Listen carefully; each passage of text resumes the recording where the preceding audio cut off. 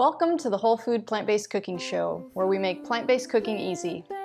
I'm Jill, and today I'm going to show you our family's 3 favorite vegan cheese recipes. Cause it's the all-free whole food plant-based cooking show. So we have been making these cheese recipes for quite some time now, although this is our newest one. If you haven't seen our cream cheese recipe, you'll have to check out that show. And all of the recipes will be in the details in the link below. So if you want to get the recipe for that and try them out, I hope you do. This cream cheese is actually made from soy yogurt that I make in the Instapot, which there's also a show for that. And so far that's the only way I've been able to make this particular type of cheese spread is by making that yogurt first. So check out those shows. This is delicious. It goes great on bagels, of course.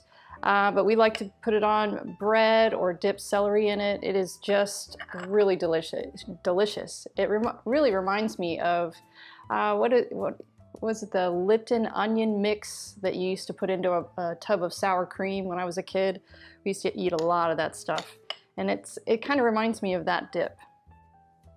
While we're waiting for that, I'd like to invite you to click the subscribe button and then the little bell notification so that you can get notified every time we put out a new show here on YouTube. Be sure to check out our growing line of printable cookbooks, guides, and apparel. We also offer free and paid memberships on our community website. And last but not least, be sure to head over to our official website at plantbasedcookingshow.com to browse through hundreds of original recipes, tips, and resources on plant-based living. Okay, back to the show. Our second cheese is a hard cheese that's sliceable and shreddable, sort of meltable. It doesn't melt exactly like cheese, but it does melt a little bit if you want to use it for quesadillas or making a grilled cheese sandwich. Very delicious. I personally just like to have it on crackers.